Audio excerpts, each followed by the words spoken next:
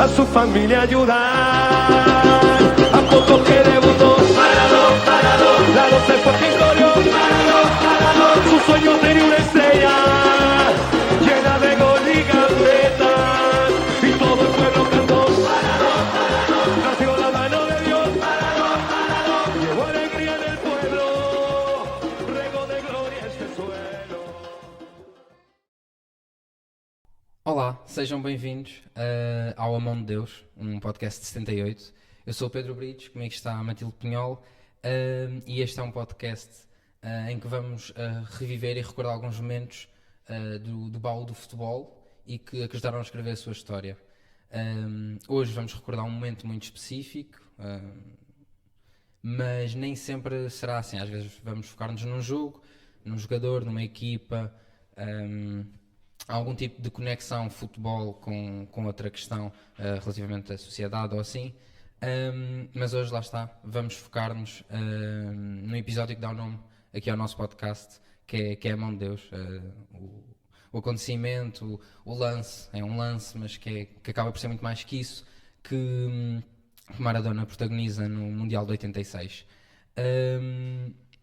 Este podcast, sendo este um episódio piloto, terá lá está várias rúbricas,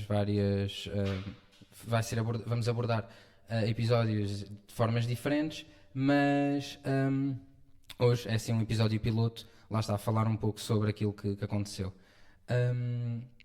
Inicialmente vamos lançar mensalmente um episódio, mas com o passar do tempo o objetivo é conseguirmos encurtar esta distância. Matilde, o que é que nós estamos aqui a fazer? Então, o que é que nós estamos aqui a fazer? Para já, olá a todos, olá Pedro, fico muito feliz por finalmente estarmos a gravar este projeto que nós temos vindo a preparar há tanto tempo, há quase 2, 3 meses. E, bem, o que é que hoje eu quero começar por falar? Eu acho que é necessário porque o futebol não está isolado do resto das coisas que se passam à sua volta e, portanto, eu acho que devemos contextualizar um bocadinho aquilo que era a envolvência da Argentina na ditadura que começou ali por volta dos anos 70, final dos anos 70, e depois também aquilo que foi um evento tão marcante e que ainda hoje os argentinos se recordam, que foi a Guerra das Malvinas. E, portanto, eu posso, mais ou menos, eu não me quero alongar muito nisto, porque, lá está, não sou o Germán Saraiva, isto não é RTP Memória, nem o RTP Arquivos, mas o que eu posso dizer é que, lá está, no final dos anos 70, a Argentina sofreu um golpe de Estado, portanto, os militares tomaram conta do poder, aproveitaram a morte do presidente da altura, a sua mulher acabou por sucedê-lo, mas lá está, os militares aproveitaram esta mexida para tomarem posse. E, no fundo, o que começou foi uma perseguição àquilo que eles chamavam os opositores do regime, ou os inimigos do regime. Então, dezenas de intelectuais, pessoas, no fundo, muitas pessoas ligadas às artes e políticos também, essencialmente, começaram por ser postos numa lista e, inclusivamente, mesmo alguns civis que nada tinham que ver com questões políticas também estavam nessas listas e também acabaram por desaparecer. Estima-se que tenham desaparecido à volta de 30 mil pessoas, que é um número que não nos deixa nada indiferentes, exatamente. E houve algumas revoltas populares. Há uma revolta popular bastante conhecida, que foi as mães dos desaparecidos a reunirem-se juntas numa praça, que é a Plaça de Mayo, em espanhol. E foi um momento que chamou muito a atenção da comunidade internacional. E logo aí os militares precisavam de fazer alguma coisa e, portanto, monopolizaram utilizaram o Mundial de 78 a seu favor. E isto é política e futebol misturados one on one. Isto é a coisa mais... aconteceu na Itália, aconteceu no Chile, eu acho que no século XX deve ter sido o maior exemplo de mistura entre o futebol e a política. E pronto, e no fundo a Argentina tinha, por exemplo, figuras como Daniel Passarella ou Mário Kempes, que davam e faziam sonhar com uma Argentina campeã. E foi exatamente isso que aconteceu. Não só houve aquele espetáculo todo no país, mas como também a Argentina acabou por derrotar a Holanda na final. E, como eu referi há bocado também, não estávamos só num contexto de ditadura. Também aconteceu a Guerra nas Malvinas, que é uma questão que não aconteceu, uma questão não só ali foi nos anos 80, ali 83, mas não é só uma questão dessa época, é uma questão que já vem muito de trás. A questão tem cerca de quase 200 anos. Portanto, é um assunto mesmo muito antigo e que toca muito mais claramente muito mais aos argentinos do que aos ingleses. Ou para os ingleses há mais um sentimento de indiferença relativamente a esta questão. Mas o que é que se passou no fundo? Os militares aproveitaram que iam fazer 150 anos que os ingleses ocuparam aquela região, ali as Ilhas das Malvinas, aproveitaram esse acontecimento para invadi-las, ali por volta de março, início de março, e inicialmente a Inglaterra não parecia muito preocupada com isso, mas rapidamente mandou também as suas tropas e foi um conflito bastante sangrento, que terminou ali por volta do mês de junho, e que fez com que desaparecessem, peço desculpa, que morressem cerca de 649 argentinos, o que é um número que choca. Lá está, os dados das guerras são sempre coisas chocantes, por maiores ou menores que sejam os números, são sempre pessoas de que estamos a falar. E então, pelo desastre da Guerra das Malvinas, que isto ainda é um sentimento que, como eu dizia, ainda vive Fica muito. Lá. Sim, ainda hoje a Argentina luta, reivindica as Malvinas. Há uma sondagem que diz que cerca de 41% dos argentinos dizem que se deve continuar a lutar ou seja, concordam com esta reivindicação por parte do seu país relativamente às Ilhas das Malvinas. E aliás, nós temos a música do Muchachos, que é a música tão conhecida do Mundial, que eles falam nos pibes de Malvinas, e é referente exatamente. É uma referência exatamente a este episódio. E agora podemos nos perguntar, o que é que isto tem tudo a ver com Maradona? Ora, Maradona, para quem o conhece minimamente bem, sabe que era uma pessoa que não se calava perante injustiças e portanto, o Maradona fez do Mundial de 86 um palco para falar desta questão e fez-o de maneira tão abertamente e inclusivamente um pouco contra o próprio selecionador, que disse já não sei bem se isto foi um artigo onde ele escreveu sobre isto, mas que ele disse aos próprios jogadores que não falem das Malvinas, estamos agora focados no Mundial e se quiserem depois vamos lá. Em vez de aproveitar para lume. Exatamente, para motivar e para unir. E é aqui onde exatamente o selecionador argentino contrasta com Maradona, que aproveitou, lá está, o palco e o mediatismo que ele sabia que tinha e que sabia perfeitamente usá-lo. Sim, por acaso, agora quando tu falaste da questão do Mundial de 78, que depois a Argentina acaba por vencer, fica sempre manchado, porque lá está, é uma seleção que está a jogar em casa, sendo uma ditadura.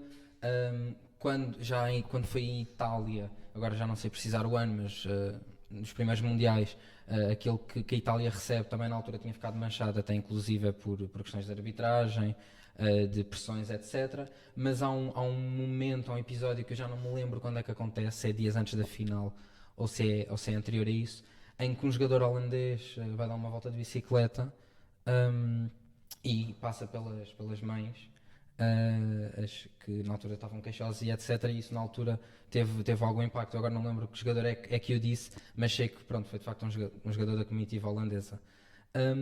Depois agora em relação aqui a este portanto este jogo acontece em 86. O jogo aqui relativo à Mão de Deus, pronto, para quem está mais distraído, é um Inglaterra-Argentina para os quartos de final do Mundial. E há aqui todo um pré-86 E acima de tudo um pós-78 e um pré-86 que é muito importante de perceber o que é que acontece. Portanto, a Argentina lá está, é campeã em casa, vence bem, vence com um futebol, vence com um treinador que, por norma, se colocarmos aqui um eixo de resultadista e não resultadista, é alguém que prefere a performance. Menotti, que era o treinador da altura, é alguém que é mais inclinado para o lado da performance. Por outro lado, existe o Mundial de 82, um Mundial de 82 que não corre bem à Argentina, que acaba inclusive com uma derrota para o Brasil na segunda fase de grupos, que na altura não era logo por eliminatórias, e acaba com uma derrota para o Brasil, em que Maradona inclusive é expulso por agressão. Portanto, há um fim de ciclo, e é um fechar de ciclo bastante... É muito pouco positivo para a Argentina, porque por um lado perde Menotti e perde aquilo que seria teoricamente a continuidade do seu trabalho. Maradona, que era visto como um jovem craque, aparece como alguém imaturo, incapaz de, nos momentos de jogo importantes em que supostamente deveria chegar à frente, é alguém que leva um vermelho. Na altura o jogo já estava decidido e etc, mas pronto, não deixa de ser não é uma carta de apresentação, mas quase. E depois, para pôr um bocadinho de lume nisto tudo e incendiar ainda mais aquilo que já não era uma questão fácil, a Federação Argentina vai buscar Bilardo, aliás, depois de ele ganhar um título do metro com os Estudiantes, e pronto, e agora as pessoas não percebendo porque é que Bilardo tinha de controverso, vamos recordar aqui alguns episódios dele enquanto jogador. Ele ganha a Libertadores 3 vezes pelos Estudiantes, uma coisa não era, que é bastante fora do normal, acho que são 3 vezes em 4 anos. Vem jogar a Old Trafford e ganha a Intercontinental também. E ele depois, quando já é treinador, ele tem um programa e pronto, para quem não sabe, ele é médico, estudou medicina, e ele dizia no programa, a brincar, que ele não conseguia deixar cada coisa a seu lado, ou seja, que ele acabava por misturar a medicina com o futebol. O que é que ele queria dizer com isso? Ele queria dizer que para dentro de campo levava umas agulhas, levava umas seringas, e o que acontecia, e existem vários vídeos, e se quiserem procurar é muito fácil de encontrar isso, mas há um vídeo que eu vi que é num canto ofensivo, que ele está no segundo poste, a bola parte e ele saca de uma seringa, uma agulha, o que é que seja, e espeta no adversário. Quer dizer, estamos a falar de um jogador que não é de nenhum daqueles grandes, não é do Independiente, não é do Boca, não é do River.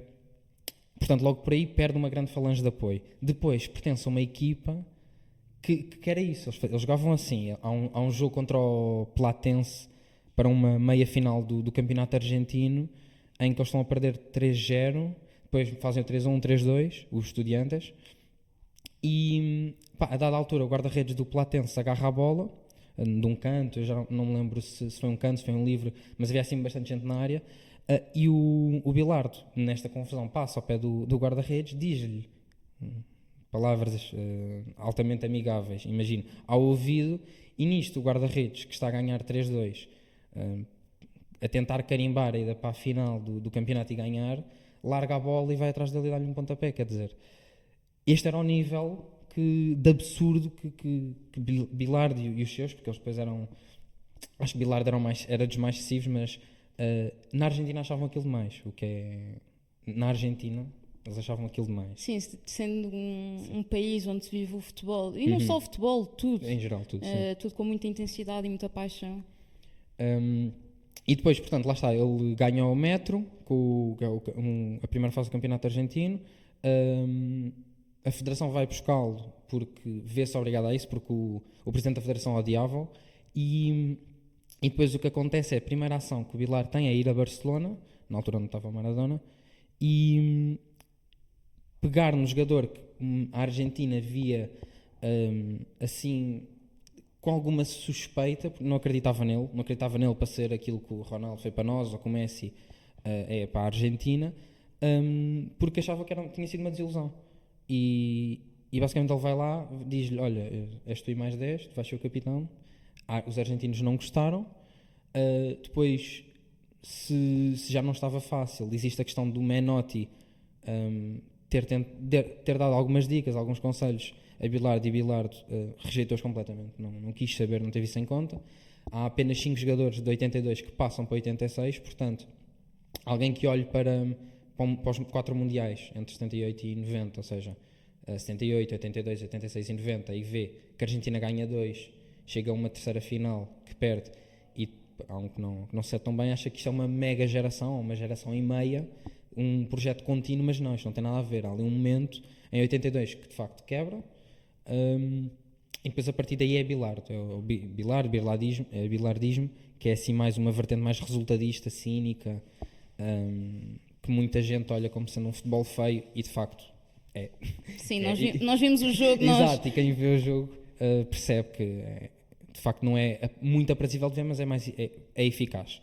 E pronto, Bilardo depois é criticado publicamente por Menotti, o que lhe caiu muito mal, e depois foi um ódio, bocas para aqui, bocas para ali. Eles depois na Argentina voltam-se a encontrar, mas pronto, ficou sempre aquele ódiozinho, e portanto é muito importante ver que de facto são duas fases diferentes, e esta entrada em 86 não é uma entrada forte. Nós não estamos a falar de uma espécie de Espanha de virar da década de 8 até 12, agora esta última Espanha que limpou tudo durante aquele tempo. Não, estamos a falar de uma Argentina que se dividiu. E no meio disto temos uma figura que é Maradona, que vem de um contexto que não é fácil, mas tu saberás dizer melhor que ninguém.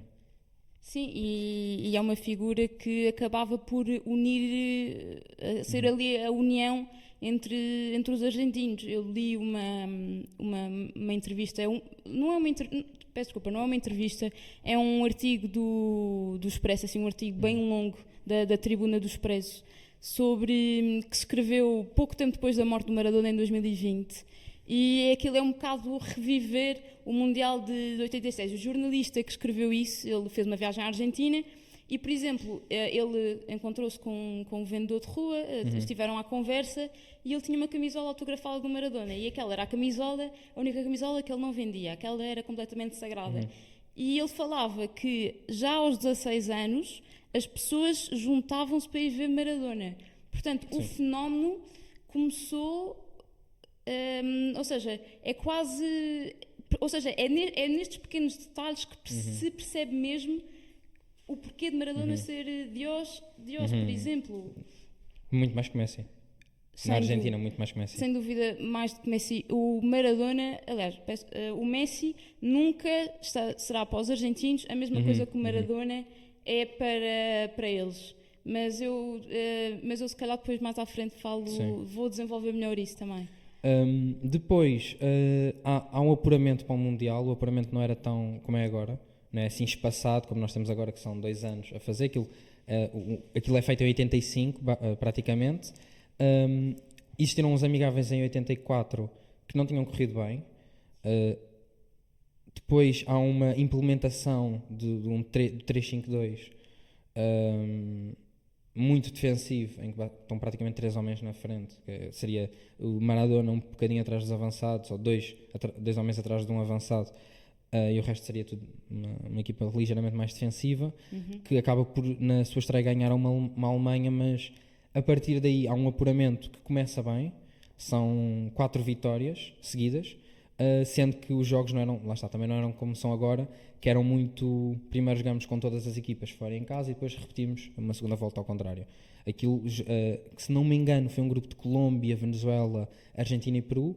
O primeiro passava direto e creio que o segundo ia à repescagem. E depois de ganhar a Venezuela e a Colômbia, a Argentina joga contra um Peru que, em casa, no Peru, lhes vence. E o que acontece é que a Argentina está a um jogo, neste caso a uma derrota, porque o Peru precisava da vitória, o empate não lhe chegava. Se a Argentina em casa perdesse contra o Peru, podia não haver Mundial. E isso para os argentinos, e ainda por mais com o Maradona, é uma coisa que é impensável. É impensável, isso não pode acontecer. É o mesmo que, se calhar, eu agora, em termos de gerações, é sempre difícil de comparar, mas é quase o mesmo que a Argentina não se ter apurado para o Mundial, para o último Mundial. Sim. Quer dizer, uma coisa que não ou cabe ou até mesmo, por exemplo, agora a questão do Brasil. O Brasil sim, agora o Brasil não se apurar. Sendo que o Brasil não tendo aquela figura central, portanto ainda seria pior. Mas sim, é mais ou menos isso. Mas é sempre o peso da história. Sim, é o peso de uma seleção que teoricamente está acima de quase tudo, ou de quase todas, e portanto o seu lugar é obrigatório. E portanto naquele último jogo na Argentina, que não foi fácil, porque lá está, havia um ódio grande contra Bilardo. O Bilardo só se torna acarinhado pelos argentinos com a vitória no Mundial e com a exibição do Mundial, porque existem imagens dele e da equipa a entrar em campo, não neste último jogo, mas nos primeiros jogos, em que eles têm que entrar com a equipa de intervenção com os escudos a proteger, porque estão-lhes a tirar tudo o que há para tirar. Aquilo era uma equipa, os cânticos nas bancadas, pronto, não podem ser mencionados aqui, mas era tudo muito... eu não consigo imaginar, estou a pensar assim num exemplo que haja assim próximo de nós, e eu não estou a conseguir pensar num exemplo assim, porque agora o último selecionador, Fernando Santos, não teve de longe o ódio português como teve o Bilardo, o anterior também não. Eu acho que é mesmo uma realidade à parte. E portanto neste último jogo a Argentina entra a ganhar, sofre 2 golos, e felicidades ao minuto 81, a equipa argentina acaba por voltar a marcar e carimbando assim a sua ida para o Mundial. Mas lá está, até esta fase de apuramento mostra aquela questão de que isto não é uma grande seleção durante 12 anos numa grande fase. Não, isto foram fases que aconteceram em momentos específicos, neste caso 78, depois 86 e depois 90, porque além disso há muita confusão, há muita coisa à mistura. Mas pronto, chegamos então ao Mundial de 86.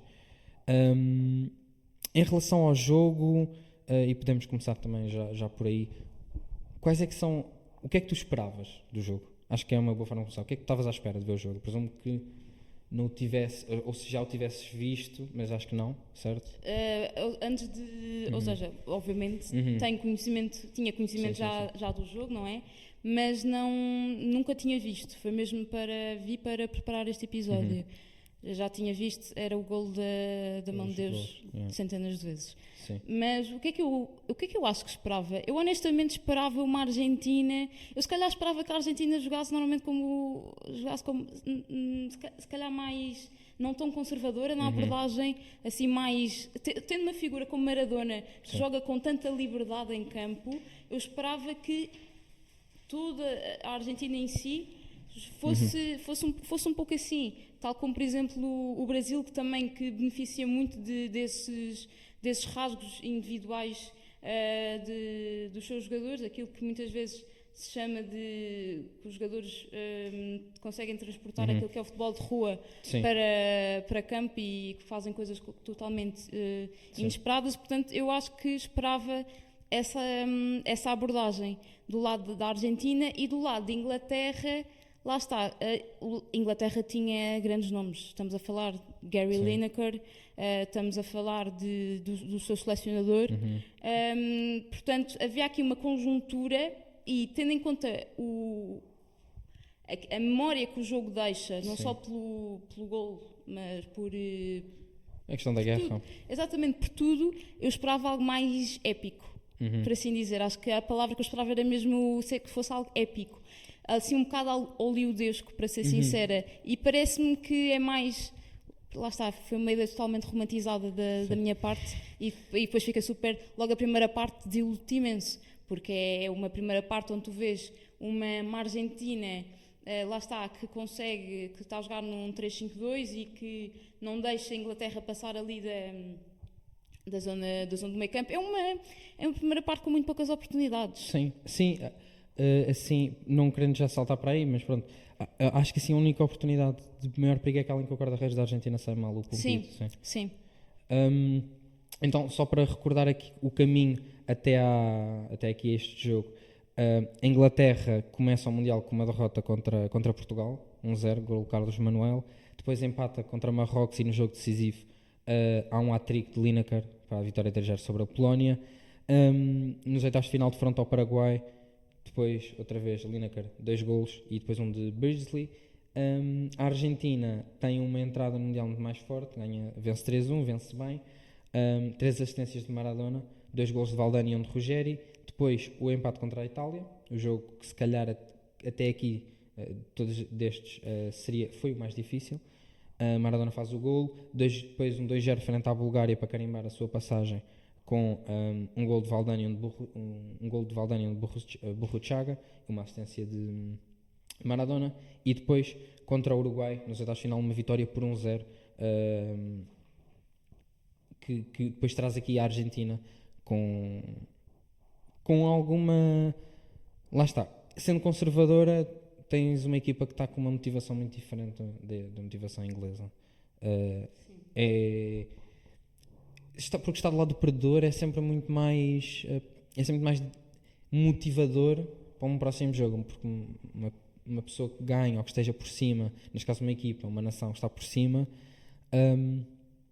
no momento em que vai ter um confronto justo, um embate justo, um 11 para 11 neste caso, é da Argentina que parte aquela motivação extra, porque lá está, foram os soldados argentinos que morreram em grande parte, foi a Argentina que viu o seu objetivo não ser possível de alcançar, e a Inglaterra, lá está, vinha a fazer um Mundial que não era um Mundial assim muito assinalável. Lineker vinha com já 5 golos, é assim a figura de destaque, mas sim, há uma motivação diferente. Em relação à primeira parte, concordo contigo, acho que é um choque de realidade. Lá está, quando nós somos miúdos ou quando somos mais novos e não vamos ver estes jogos inteiros, estamos a ver os melhores momentos e acabam por nos surpreender. Existem aqueles 2 golos fantásticos. Aliás, a primeira vez que eu vejo o segundo gol, não o da mão deles, o segundo gol, eu acho que eu não o vejo propositadamente. Eu na altura nem percebi que era esse o gol. Acho que estou de férias com os meus pais no Algarve e estava numa televisão a dar isso, terrível, tendo em conta a quantidade de ingleses que lá deviam estar, mas estava a dar e eu na altura não percebi, só anos depois é que, ao rever aquele gol, é que percebi que de facto já o tinha visto antes. Mas isto é um Venezuela-Qatar, este jogo não é assim... em termos de qualitativos não é incrível. Sim, não, de facto é uma desilusão. Sim. De repente os teus sonhos futebolísticos, por assim dizer, são a dizer, isto afinal não é... Olha, é daqueles jogos que muito provavelmente, se não houvesse os 2 golos do Maradona, não falávamos sobre isso. Sim. Não falávamos sobre isso. Provavelmente, se calhar, falava-se muito mais da final do que propriamente deste jogo que aconteceu nos quartos de final. Normalmente é as finais. Por exemplo, agora o Mundial de 2022.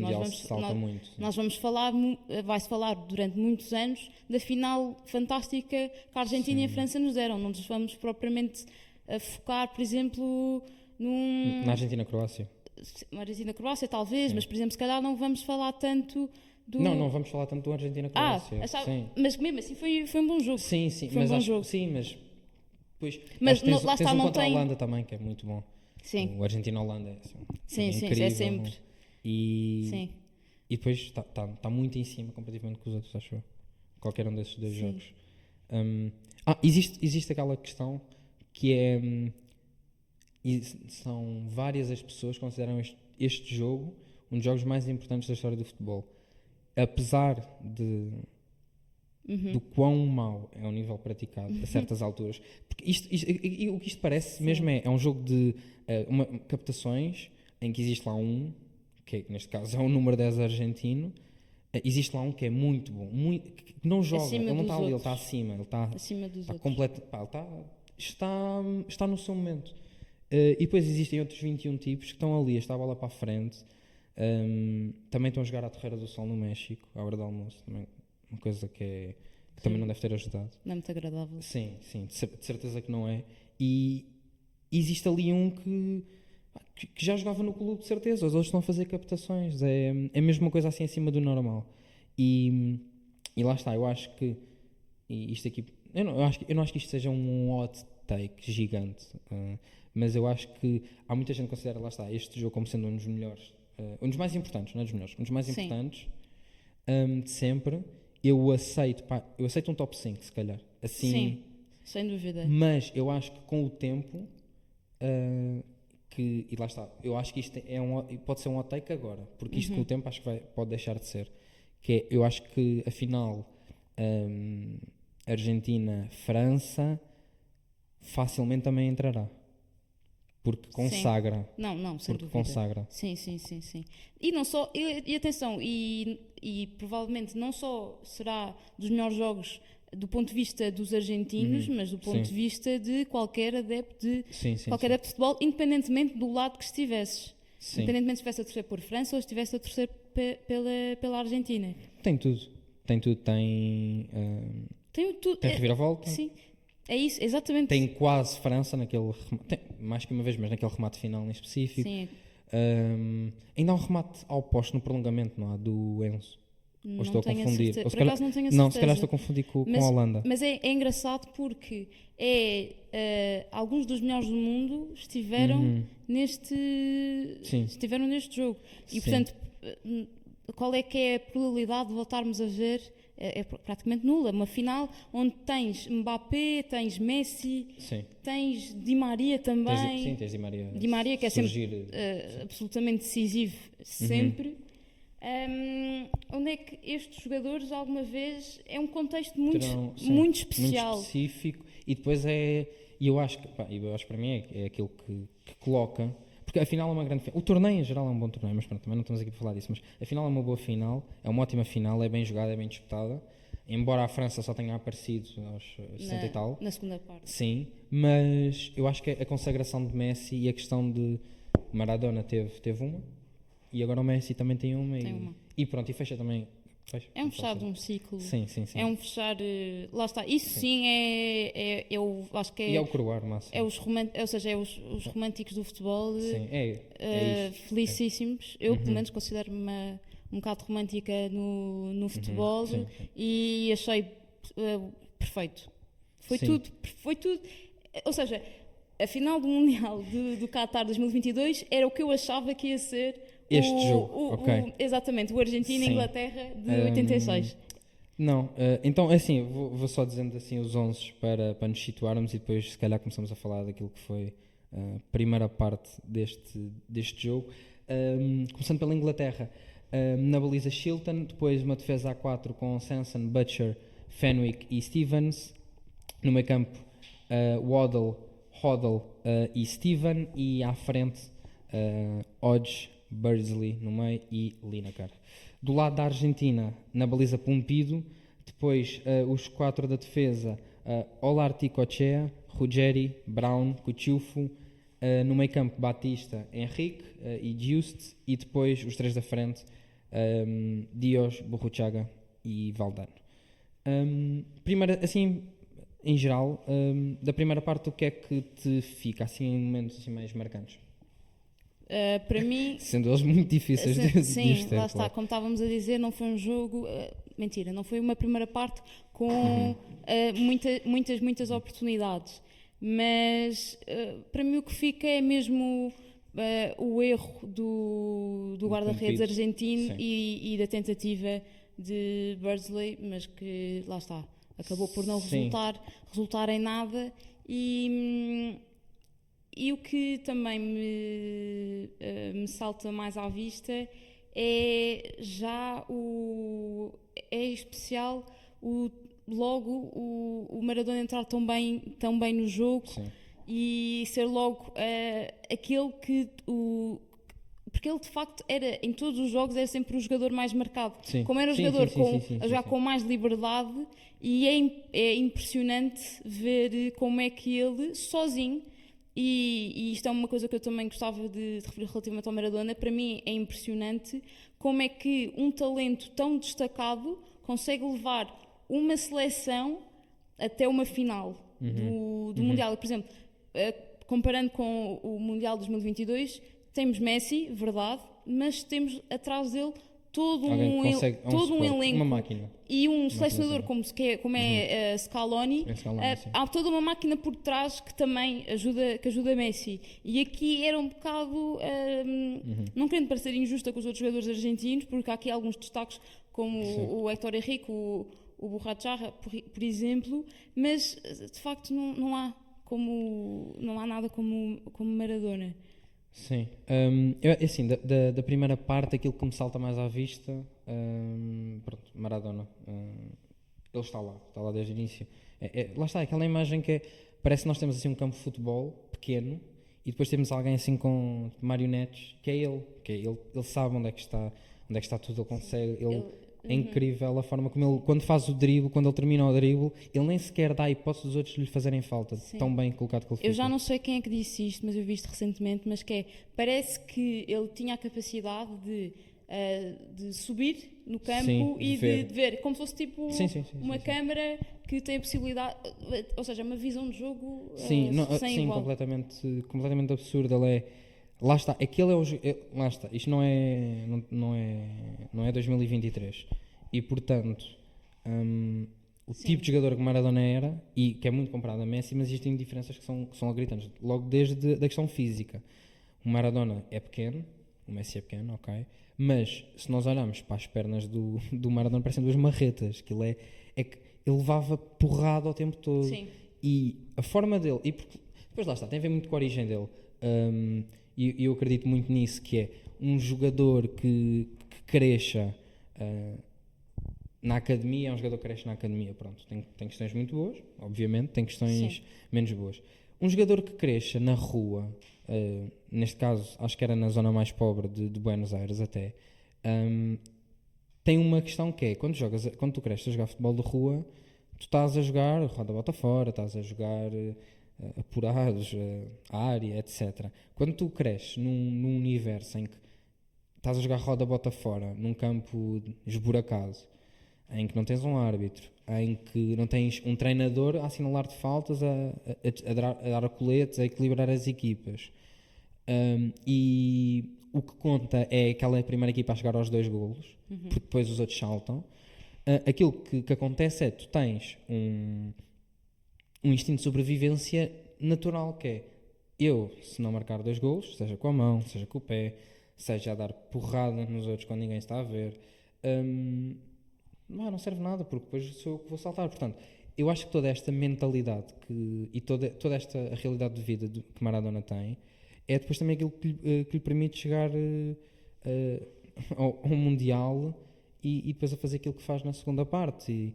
E esse é um jogador que, mas todo ele, em termos de características, é um jogador que arranca com uma facilidade brutal, leva porrada a dar. Pá, ele está sempre a levar carrinhos, rasteira, agarrado. Ele é um sacrilégio quase. E portanto, era muito por aí que a Inglaterra conseguia parar. A Inglaterra e as outras equipas, era muito à base das faltas. Tanto que, aliás, isso é uma coisa que depois acaba numa lesão, quando ele está no Barcelona, porque de facto é assim, como é que nós vamos parar isto? E na altura era-se muito mais permissivo. Lá está, não é? Isto não era 2023, era porrada à torta e à direita e os jogadores não reclamavam, os pequenos não reclamavam assim tanto. E portanto, em relação ao destaque, sim, é muito Maradona, é muito a questão do toque e me voe, as tabelas, as triangulações rápidas pelo meio campo, que depois deixavam um homem relativamente solto. Sim. Depois, uma questão que eu achei curiosa, que eram os 3 homens da frente da Argentina, nunca apareciam necessariamente, nunca tinham um padrão específico. Às vezes aparecia o Maradona no meio, outras vezes era o Valdano, outras vezes era o Burruchaga descia muitas vezes para receber a bola Sim. no meio campo. Sim. Eles eram, tanto o Burruchaga como o Héctor Henrique, eram ali uma base muito boa. Aliás, lá está, por um lado também essa abordagem da Argentina permitia, eu acho que também era isso que também permitia muita liberdade a Maradona. Sim. E portanto, eles tinham muito mais facilidade em desequilibrar e seguir em frente. Mas eu penso que este jogo lá está, a abordagem conservadora não era só da Argentina, também era de Inglaterra. Sim, Inglaterra era gestão para a Mas frente. lá está, Inglaterra começava sempre ali o jogo, era um pouco, o jogo começava por iniciativa dos laterais, mais por, ou seja, pronto, mais por aí, mas lá está, não passava... Sim, aquilo era muito não colocar a passava bola ali. na frente e depois tentar do botão de lança ter um apoio, tocar e depois O que continuar. parece um sacrilégio quando pensamos que eles tinham Gary Lineker Exatamente. no plantel, portanto eu imagino a frustração Dele. do próprio jogador, exatamente. Lá está, aquilo, a melhor forma de resumir esta primeira parte, acho eu, lá está, ignorando a questão do Maradona, é que o único lance de perigo surge por uma estupidez do Pumpido, que sai mal Sim. e que quase dá um golo para a Inglaterra. Porque de resto há duas arrancadas muito boas do Maradona, mas é isto, lá está, são 22, são 21 maluquinhos ali a correr, na base do chutão, no pé da bola, na falta, várias faltas, um calor desmedido no México, e pronto, e depois chegamos ao intervalo com um resultado a zeros. A segunda parte, assim, em geral, o que é que te... Ou seja, tu vais entrar na segunda parte, claramente, tu ias lá em cima, vens lá ao fundo, Vais e lá ao depois, fundo e depois uma segunda parte. voltas Exatamente. ao pico novamente. Exatamente. Apesar de já termos visto, aliás, porque os dois golos são completamente são os dois completamente emblemáticos. Aliás, para mim, o segundo golo do Maradona é facilmente e acho que isto até e acho que é consensual, mas que é um dos melhores golos de sempre. Não, sim. É um dos melhores- Foi o gol do século. Sim. Será o melhor gol de sempre. Eu acho que eu se visse esse gol agora eu chorava para berranho. Não tenho qualquer dúvida. Eu não tenho qualquer direto? dúvida. Sim. Eu não tenho eu já chorei com futebol, já chorei por muito menos. Mas eu acho que ver o primeiro golo eu ficaria. Lá está, eu não sou muito fã da seleção inglesa e do It's Coming Home. Mas achas que ficarias, por exemplo, um bocado chateado por ter sido... Não, depende. Eu acho que isso é uma boa questão. Que é a questão Do género do... quer ganhar, mas Quer ganhar, mas bem. será que vale tudo? Exatamente. Será que compensa? Pronto, será que compensa? É assim, existe aqui uma questão que é o golo,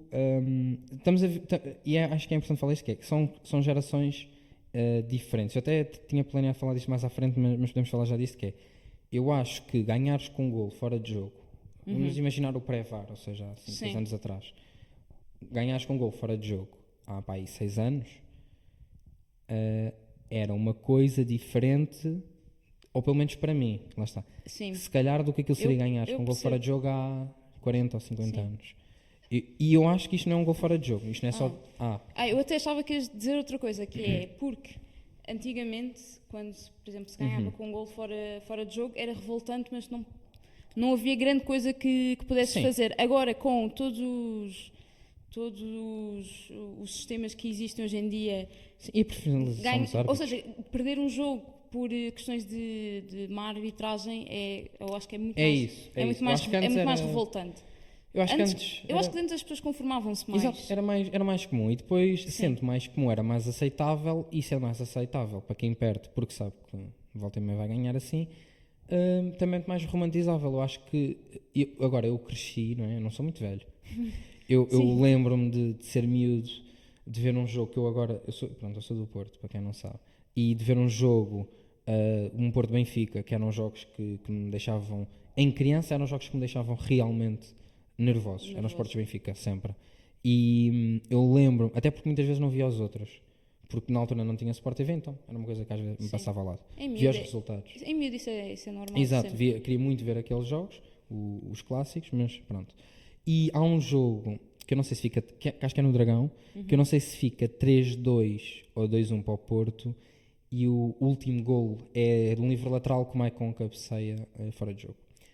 Quando eu, com aquela idade, que eu não devia ter mais que 7, 8, 9 anos, não devia ter muito mais que isso, se é que tinha tantos, mas eu lembro-me perfeitamente de ficar assim, eu não quero isto porque eu não quero sentir aquilo que agora os benfiquistas estão a sentir. Eu não quero perder um jogo e culpar e sentir que a culpa não é só da minha equipa. Aliás, foi uma coisa que me aconteceu muito em 2010, quando Portugal sofre o gol do David Villa, que está em fora de jogo. E eu na altura fiquei assim. Aliás, eu fico a torcer contra a Espanha o resto do Mundial inteiro. Também não foi uma coisa que me tenha corrido muito bem. Mas a verdade é que eu estou ali assim a pensar, eu não perdi. Quem roubaram-me. E pensar assim, eu acho que é um pensamento que é relativamente mais preso à atualidade do que antigamente, porque antigamente acho que fosse mais recorrente e mais fácil de que isso acontecesse. E por isso, aquilo que eu acho que, transportando para a altura, eu não me importaria de ganhar com um golo assim, porque é Maradona e porque não é um gol fora de jogo. Não é um gol fora de jogo, não é um penalti cavado, que é mentira. Eu adoro a forma como o Maradona fala desse gol. Há uma entrevista, não sei se chegaste a ver, uma entrevista muito interessante do Gary Lineker com o Maradona, que é o Gary Lineker vai mesmo à casa do Maradona e a entrevista passa-se lá no jardim. E lá está, obviamente que se falou deste jogo e da mão de Deus. E é muito engraçado que o Maradona fala disto com uma naturalidade. Ele chega mesmo a dizer: sim, mas eu na Argentina também marquei golos assim. E há um vídeo que eu encontrei. Há um vídeo que eu encontrei no TikTok. O TikTok não é só coisas parvas, não é só dancinhas, e tem conteúdo muito interessante. Às vezes há pessoas a fazer muito bom conteúdo no TikTok. E houve um vídeo que eu vi que a qualidade é péssima, mas tu pelo relato percebes o que é que se está a passar, mas que é o Maradona a fazer justamente isso, um golo com a mão, mas daquela vez foi num River Plate contra a Boca. Sim. Foi num jogo desses. E ele faz o golo com a mão, mas lá está. Aí o árbitro viu logo e anulou. Eu pensei que ias falar de outros dois, porque eu não sabia, e lá está. Eu acho que quanto mais... Agora é impossível, há VAR, a não ser que seja um Tottenham Liverpool da Premier League de domingo à tarde ou assim, que os árbitros não marquem fora de jogo. Eu acho que é impossível este tipo de coisa já não ser assinalado de falta. Mas, e por isso acho que quanto mais avançamos, torna-se impossível descobrirmos lances destes. O que é que eu descobri? Eu descobri que o Maradona em 90 faz o mesmo, mas do lado oposto. Ou seja, há um canto, a Argentina perde o primeiro jogo contra a Camarões 2-0, acho eu. A União Soviética perde o primeiro jogo contra a Roménia 2-0, e as duas seleções que... A Argentina era a favorita a passar o grupo, a União Soviética eu não sei, mas duas seleções, mas que tinham ambições claras de passar, não é? Estavam as duas ali, iam jogar uma contra a outra no segundo jogo, o jogo decisivo para ambos, e aquilo que acontece é, o jogo está a 0-0, há um cabeceamento que está a ir para a baliza e o Maradona defende com a mão, que não é assinalado penalti, não é assinalado nada, portanto foi uma segunda amostra de uma mão de Deus assim muito mais pequena, mas lá está. Houve também um gol contra a Udinese, quando eu estava no Nápoles, que também é gol com a mão, portanto isto não é uma coisa nova, é dele. E lá está. Por isso é que eu acho que isto não é, lá está, eu acho que isto não é um gol fora de jogo. Um gol fora de jogo é uma coisa que muitas vezes o ponta de lança nem quer fazer. Isto não é um penalti que é assim meio cavado e que depois marca de penalti. Não, isto é, tu estares no topo do futebol mundial, estás nos quartos de final, estás a jogar contra um país, jogadores que representam um país que há 4 anos estiveram a matar compatriotas teus, e tu estás discutivelmente no pico, no teu pico. Aquilo, esse ano, o ano de 86 até o fim do ano em que ele ganha a Liga, se calhar o pico dele, talvez, há quem diga que o Mundial 90 é melhor, eu não consigo opinar em relação a isso, mas ele está num momento, aquilo é um momento para ele fazer aquilo, e ele faz. Ele tem quando ele mete a mão na bola, eu depois até fui rever, ele quando faz a mão à bola, ele não tem nada entre ele e o linha, ou seja, o guarda-redes, ele tem o fiscal de linha à direita, quando marca o golo, a baliza à frente, o fiscal de linha à direita, e o guarda-redes, quando se sai, ele sai-se para o seu lado esquerdo, portanto, o fiscal de linha não vê porque vê mal. Pronto. Sim. E foi, Sim. eu acho que é impossível eu não gostar. Sim, o Peter Shilton, na altura, não se apercebeu do que é que tinha passado. O fiscal de linha, lá, era como tu dizias também, não teve a mínima ideia. E lá está. E pegando outra vez nesta conversa que eu referi há pouco do Gary Lineker com o Maradona, em casa do Maradona, em que o Maradona continua a falar sobre o assunto e ele na sua malandrice ou trapaceirice, que ele diz que o instinto dele na altura foi começar a gritar golo. Sim, porque... Que ou seja, é um bocado para convencer para a outra pessoa. Mas isso é exatamente aquilo que eu imagino um jogo de rua roda bota fora, que é aqueles que há uma falta antes do golo, há uma mão, ou marca-se com a mão, ou marca-se com o pé, a bola passou a linha ou não passou a linha. Aquilo que eu imagino é, nesses momentos, é exatamente a equipa ou os jogadores que falarem mais alto e gritarem mais alto e conseguirem convencer os outros. Que é uma coisa que quem jogou futebol de recreio sabe perfeitamente, que é, como não está ninguém lá a marcar faltas, há uma dada altura que aquilo é quem levantar a voz mais alto que decide. E foi isso que se no fundo é isso. Foi exatamente. Há uma imagem que eles mostram nessa entrevista que é um quadro, que eu acho que é um quadro não sei que artista que o fez, mas achei incrível, que no fundo ou seja, é uma representação do golo e depois tu tens uns anjos que aparecem e que tapam os olhos ao fiscal de linha e ao árbitro e creio que também ao próprio guarda-redes de Inglaterra, e eu acho que lá está, eu acho que para mim foi isso que aconteceu, de repente foi toda uma conjuntura que acontece uma vez. Sim, eu acho que sim. Acontece, é uma no milhão, nunca mais vai haver algo assim do género. Eu e tu, quando estivemos a falar em relação à preparação deste episódio, falámos da questão de outros momentos assim.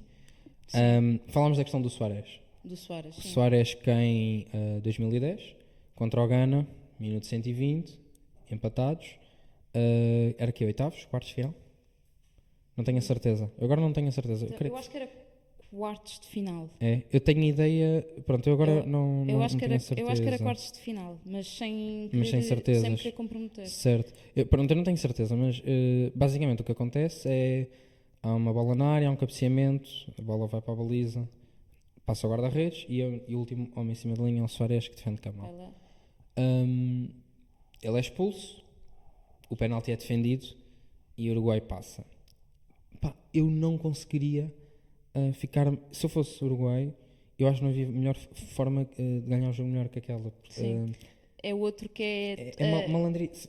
É malandrice. Esse é um bocado mais malandro não, mas que a boca. Sim, mas também é muita sorte. Sim, por exemplo, a probabilidade, ou seja, defender um penalti... O momento é diferente. Sim, o momento é completamente diferente. É muito diferente. Sim, mas eu por acaso, nós tivemos essa conversa e eu depois, passado uns dias, lembrei-me de um episódio parecido, ao do Maradona.